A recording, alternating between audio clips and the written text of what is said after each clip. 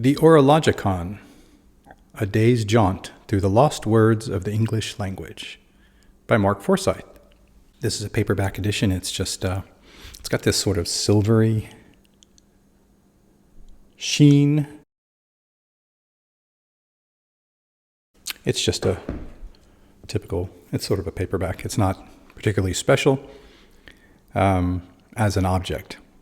And the idea is that he goes through, Mark Forsyth goes through like the times of day, and then he talks about the words, the lost words, the archaic words, the ones that are maybe very, very, well, either they're archaic, they're not used anymore, they're very rare, or maybe they're just regionalized at this point, and sort of tells you about them. Let's look at the table of contents.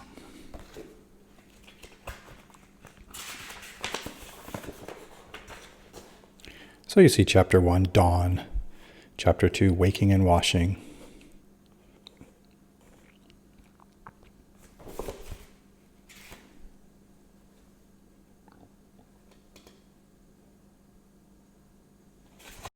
And so on.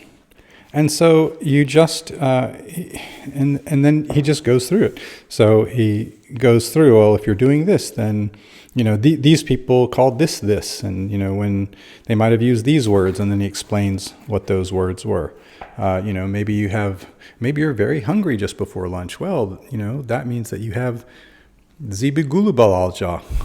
Some invented, I just invented that word, but, and that used to mean this, and it came from this. And then you get ready to go for your exercise. Well, that means that you're a something. And if I sound dismissive, I don't mean to sound dismissive. This isn't my favorite I have 3 of his books: The Elements of Eloquence, the Etymologicon, and the Horologicon. And I've done videos on all of them. I don't know when they're getting published or whatever. They're scheduled. But anyway, this is the one I like the least. This is the one that calls to me the least. Because the other 2 are things that you can use and that have to do with words today.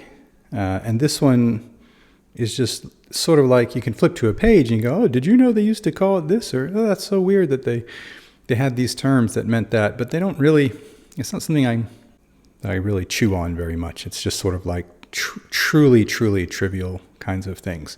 They used to have a word for that, that meant that.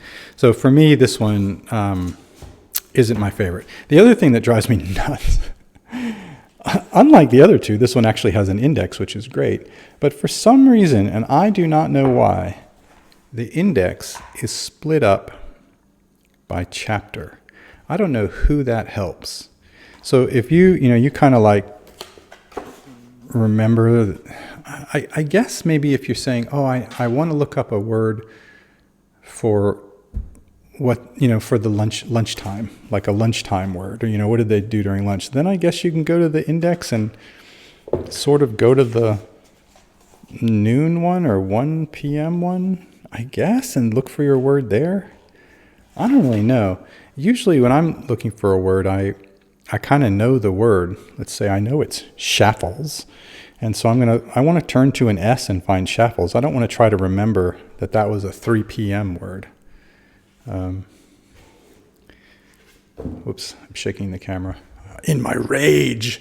No, it's not my rage, but I did by accident bump the camera. Okay, well, look, let's leave it there. It's not that it's a bad book, and he has a good sense of humor, as he does in all his writing. It's just that it doesn't call to me to learn, to have a book's worth of old words that no one uses anymore. Okay. That's the Horologicon, A Day's Jaunt Through the Lost Words of the English Language by Mark Forsyth.